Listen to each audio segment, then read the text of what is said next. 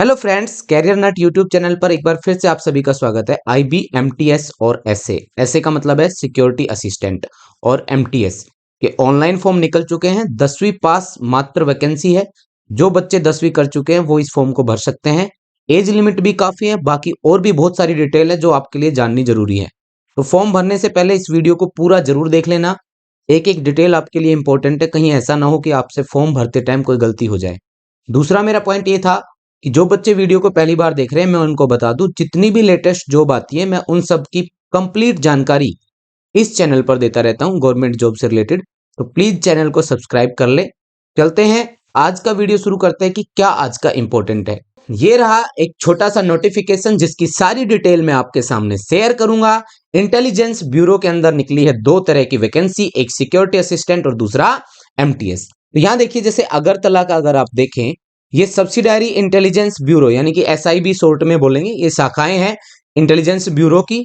इनके अंदर अलग अलग वैकेंसियां दिखाई गई है। ऊपर वाली लाइन सिक्योरिटी असिस्टेंट की, नीचे वाली लाइन किसकी हो जाएगी? एमटीएस की। अगरतला के लिए, अहमदाबाद के लिए अगर आपसे कोई बात करे तो 18, और ये नीचे वाली है ना, ये जनरल की हो गई, ओबीसी की हो गई, एससी की। टोटल देखनी हो तो यहाँ पे देखते चलना। ये देखो, ये सारी टोटल दी गई है।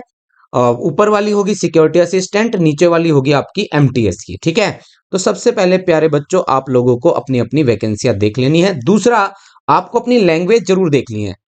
अगर आपको लैंग्वेज पता है, वो लैंग्वेज आपको आती है, तो वो लैंग्वेज जरूर देखना कहाँ कहाँ पे आप अप्लाई कर सकते हो। ठीक है, कुछ इसकी और इंपॉर्टेंट चीजें उनके बारे में भी मैं डिस्कस करूंगा। तो यहां तक ये थी वैकेंसियां। कुल मिला के यहाँ पे बताया गया है 1525 सिक्योरिटी असिस्टेंट की और 150 एमटीएस की वैकेंसियां हैं। ठीक है ना, यहाँ पे बस, यहाँ पे ऐसा कुछ खास नहीं है। यहां से आगे चलते हैं, जो इंपॉर्टेंट चीजें हैं वो हम पढ़ते हैं। ठीक है, चलिए इससे आगे थोड़ा सा आगे बढ़ते हैं। ये जो आपके सामने आ गया डिस्क्रिप्शन ऑफ द पोस्ट, ये सबसे इंपॉर्टेंट पार्ट है।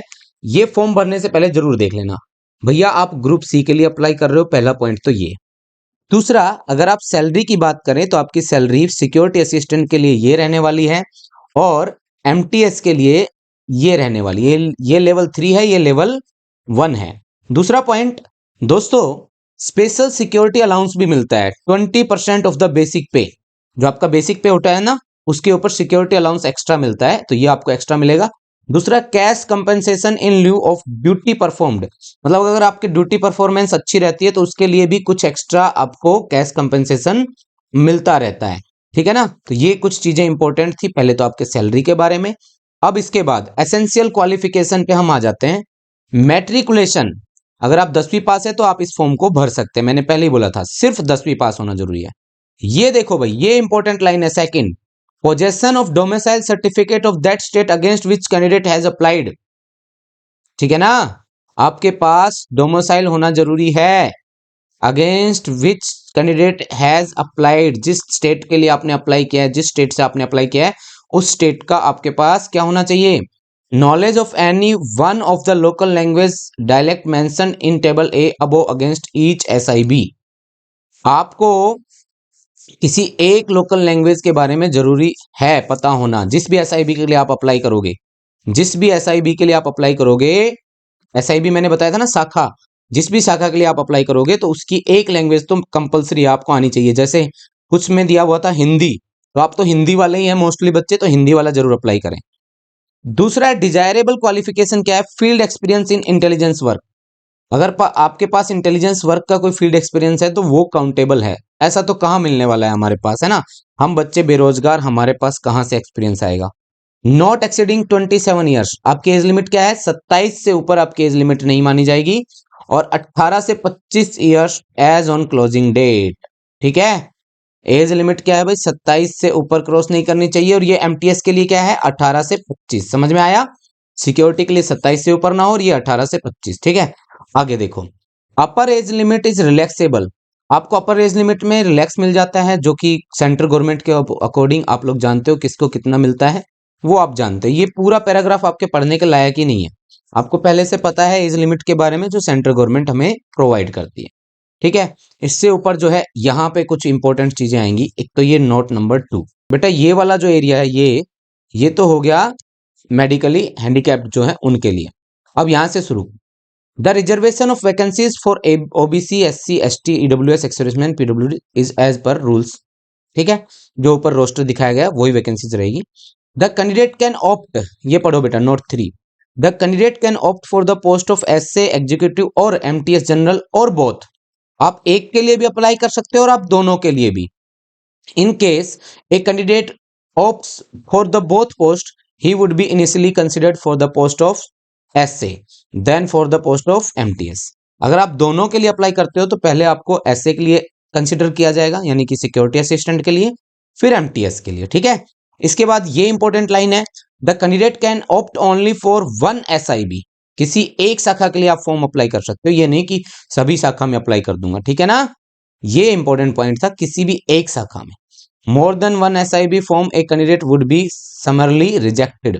अगर एक से ज्यादा भरा तो आप रिजेक्ट हो सकते हैं। ठीक है ना। Service liability, the post of involves all India service liability. आपको पूरे इंडिया में कहीं भी भेज सकते हैं, ये आपसे पहले ही साइन करा लिया जाएगा कि ये ऑल इंडिया लेवल पे हमने सर्विस लाइबिलिटी फॉर्म निकाला है। स्कीम ऑफ एग्जामिनेशन, एग्जाम में क्या क्या आएगा ये भी जानना जरूरी है। तो इसमें आएगा आपका जनरल अवेयरनेस 20 नंबर का, 20 question of 1 mark each on. 5 अलग अलग पार्ट से आ रहे हैं, जिसमें general awareness, math, reasoning, English और जनरल स्टडीज। जनरल अवेयरनेस मतलब करंट जीके, और जनरल स्टडीज मतलब आपका जीके, जैसे कि हिस्ट्री, पॉलिटी, इकोनॉमिक्स, है ना, ये सब, साइंस, बेसिक साइंस, ये सब। तो हर एक एरिया से 20 क्वेश्चन आएंगे। Offline exam of descriptive type, आपका ऑफलाइन एग्जाम होगा। ठीक है, दूसरा, पहले वाला ऑनलाइन होगा, देखो पहले वाला कैसा होगा, ऑनलाइन। दूसरा एग्जाम कैसा होगा, ऑफलाइन, जिसके अंदर आपको एक पैसेज लिखना है 500 वर्ड का, from local language dialect to English and vice versa. यानी कि आप इंग्लिश में भी लिख सकते हो, लोकल लैंग्वेज में भी लिख सकते हो। क्या, 500 word from local language dialect to English and vice versa, किसी भी एक में लिख सकते हो, कोई इश्यू नहीं है। ठीक है, ये समझ में आया। इसके बाद देखो, part of tier 2 for SA and executive only. ये एसए के लिए, एसए के लिए पार्ट ऑफ टायर 2, ये जो टायर 2 था ना, इसका एक और पार्ट आपको देना पड़ेगा। अगर आप सिक्योरिटी असिस्टेंट के लिए अप्लाई कर रहे हो तो आपकी स्पोकन एबिलिटी चेक की जाएगी। ठीक है ना, to be assessed at the time of tier 3 exam. ठीक है भाई, इंटरव्यू, पर्सनैलिटी टेस्ट, इसके 10 मार्क्स मिलेंगे आपको।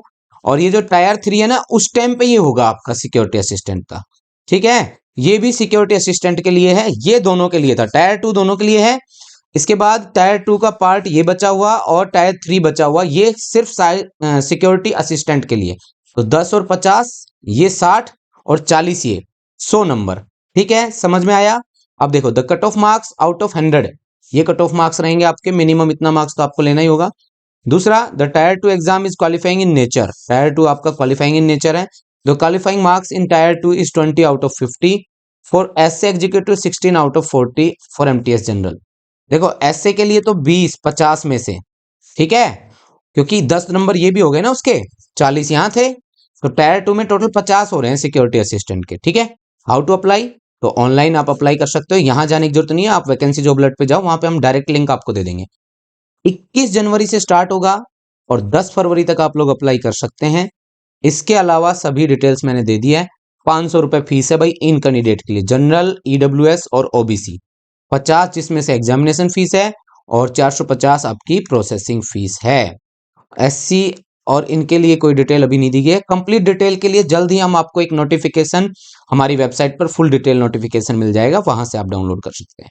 थैंक यू वेरी मच बच्चों, जरूर फॉलो करो, ज्यादा से ज्यादा दोस्तों के पास शेयर करो। Thank you very much.